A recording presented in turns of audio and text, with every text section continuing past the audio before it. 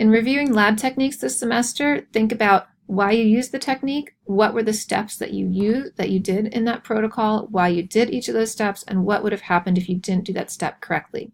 Let's take plating microbes. So we used that in order to quantify cell survival in our yeast experiments after UV exposure.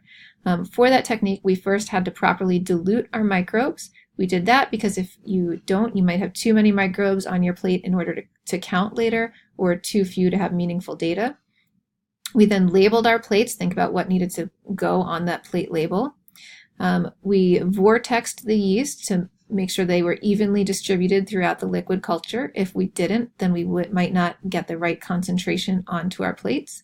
We pipetted them onto the plates. We sterilized our spreader. Otherwise, if we didn't sterilize the spreader, we might get bacterial or other contamination on our plates from the spreader. So we sterilized it, evenly spread the liquid culture so that the yeast would be distributed across the plate, making them easier to count.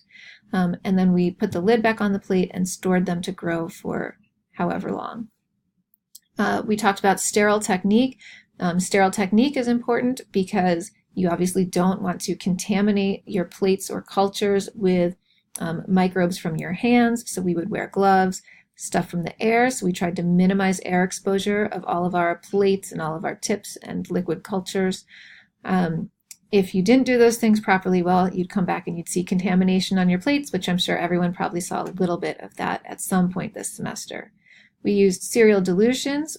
You had to use serial dilutions when a single step dilution would not be very accurate. So if you need to do a 1,000-fold dilution, for example, and you're doing that in a small Eppendorf tube that holds, 1,000 or 2,000 microliters, well, you could pipette 999 microliters of, say, water and 1 microliter of culture, but pipetting 1 microliter is very inaccurate. That 1 microliter volume compared to the amount of liquid that sticks to the outside of your pipette tip is small, so the amount of liquid on the outside of the pipette tip could really affect the accuracy of your results. So you do serial dilution, where you do more but more accurate dilutions along the way, and it also allows you to do large dilutions without having used crazy volumes to do them. So go through your serial dilution calculations. In terms of technique, remember that you had to vortex, make sure that everything was well mixed before you ever pipetted something out of that into the next tube.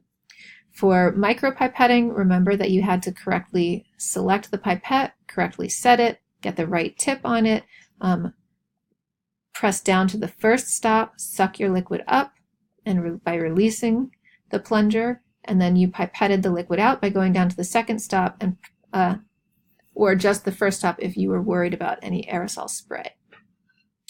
Obviously, we use the micropipettes in order to measure small volumes accurately.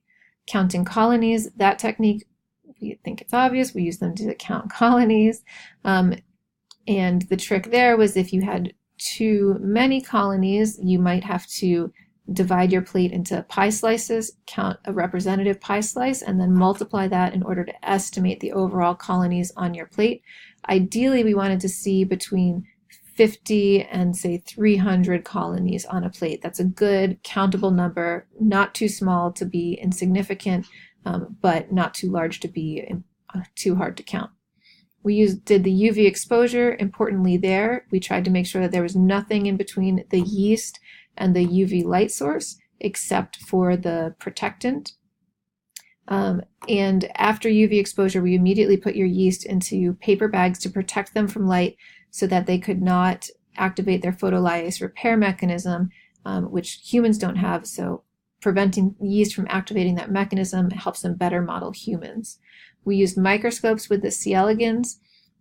So you need to be able to, given a microscope, not set up at all, put on a plate of C. elegans and adjust the microscope to find them. We recommended that you started with a plate ideally that has lots of worms on it. You look at it under the one magnification, which is 10-fold magnified because the oculars or eyepieces are automatically 10-fold magnified. You needed to adjust the top and bottom light sources to get it to a good level. and sometimes adjust the mirror as well to help you see them. Once you had focused on some worms at the 10x magnification, then you could increase it to a higher magnification. You had to wash C. elegans over and over and over. Sorry about that. That technique, the important things, we were washing them off the plate because we wanted to get them off the plate and into liquid culture, but also we wanted to wash away contaminants, so waste from the C. elegans and bacteria from the previous plate. So we would get them into a tube, spin them down in the centrifuge to collect the C. elegans at the bottom, suck off that dirty liquid that might have contaminating, residual bacteria and waste on them, put on some fresh media to rinse the C. elegans off more, spin them down again, repeat that process, and then in the end, you were left with C. elegans in a tube. You might add a little bit of volume and then pipette some out to estimate their concentration, adjust as needed by reducing or increasing the volume that they were in, and then you would plate them out. Whenever you were plating small microliter amounts of the C. elegans using the yellow tips, you generally cut off the end of those tips.